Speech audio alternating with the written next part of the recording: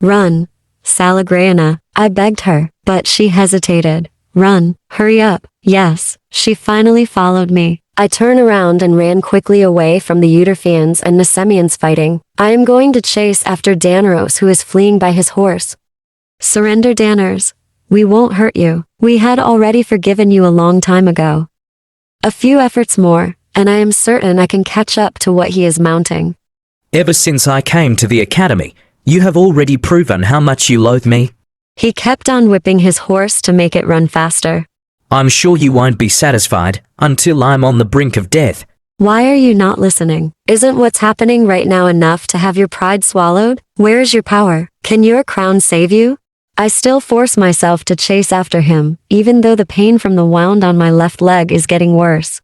If this day is my end, then I won't let us have different destinies.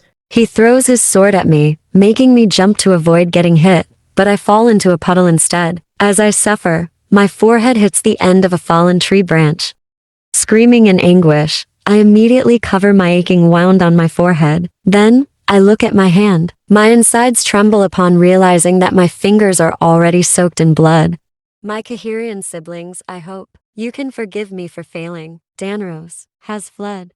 Fortunately, I manage to rise and get out of the mud, but my legs are already shaking. If I will not be careful, I will certainly fall. Despite everything, I still tripped over a rock. I cannot stand up anymore, so I just crawl. I am already struggling. I do not know how much longer I will suffer from this excruciating torment, but as long as I am still breathing, I will not stop chasing Danros.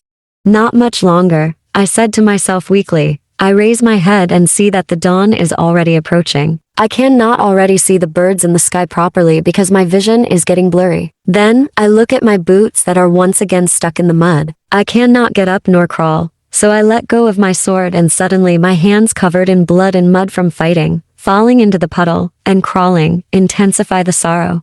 Not long after, I feel a familiar presence. She removes my boots. From the prostrating position, I lay down properly so I can see her. Queen Arlie, I am pleased that the war had not been cruel to you. Caneyphiean, stand up. I'll help you. We're going home to Euterphia. I shake my head. Because of what I did, she gets forced to almost sit on the ground so I could rest my head on her lap.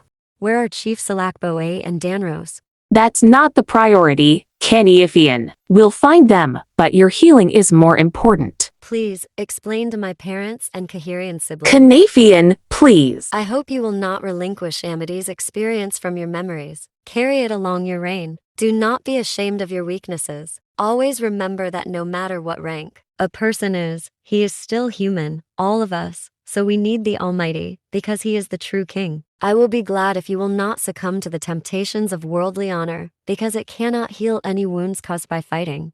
My heart crumbled after getting scourged by tears wrapped in thorns of sorrow.